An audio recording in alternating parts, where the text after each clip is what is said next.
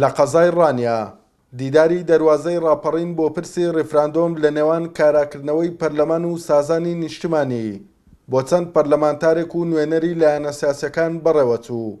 پەرلەمانتاران دەڵێن بەبێبوون و کارانەبوونی پەرلەمان ناتواندرێت هیچ هەنگاوێک بۆ ڕێفراندۆم بندرێت. پێویستە ئەولەویەت بۆ پەرلەمان بێ و کاراکردنەوەی پەرلەمانی کوردستان ئەم پرسەش هەروەکو چۆن لە ڕووی یاساییەوە سوڵتەی دەسەڵاتی پەرلەمانە لە پەرلەمانی کوردستان تاوتوێ بکرێ و قانونی بۆ دەربکرێ و ئەو لایەنەش کە پێی وایە کە پارتی دیموکراتی کوردستانە دەکرێت بە بێبوونی پەرلەمانیش ڕێفراندۆم بکرێ بە تەسەوڕی ئێمە ئەو لایەنە بەهای یاسایی یاسا بنەڕەتیەکان و بەهای یاسایی یاسا نازانێ.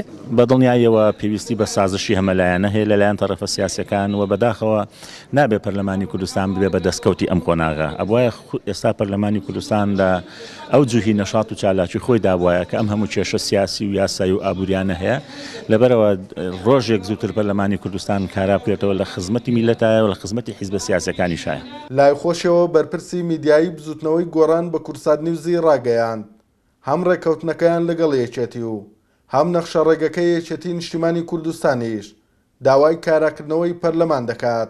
ئومێد دەکەین کە ئەو پرۆسەی کە ڕێگەی گرتووە جێبەجێ بکرێ ئێوە ئەزانن هەم ڕێکەوتنەکەی ئێمە لەگەڵ یەکێتی نیشتیمانی و حتا هەم نەخشە ڕێگەکەی یەکێتیش پێداگیری لەسەر کاراکردنەوەی پەرلەمانەکەوە کۆمەڵانی ئەمە بووە بە داوایەشی خەڵکی هەرێمی کوردستان و بەداخەوە بووە بە عیبەیەکیش لەسەر سومای هەرێمەکە. زۆربەی لایەنە سیاسەکان پارتی دیموکراتی کوردستان بەبەرپرس دەزانن لە کارانەکردنەوەی پەرلەمانی کوردستان هەر بۆ ئەندامێکی سەرکرداتی و حزبە دەڵێت پارتی بڕوای بە کاراکردنەوەی پەرلەمان هەیە. پارتی بڕوایە کە بێ پەرلەمان کارا کرێتەوە و هەروەها ینی هاودەنگی هەبێ و هەروەها ینی بڕوامان بەوەیە کە ینی گۆڕانکاری هەبێ لە هەموو خانەکان. دیداری دەواازەی ڕاپەڕین بۆ پرسی ڕێفراندۆم و کاراکردنەوەی پەرلەمانی کوردستان لە کاتێکدایە کە 2 ساڵ نزیک دەبێتەوە لە پەخستنی پەرلەمانی کوردستان و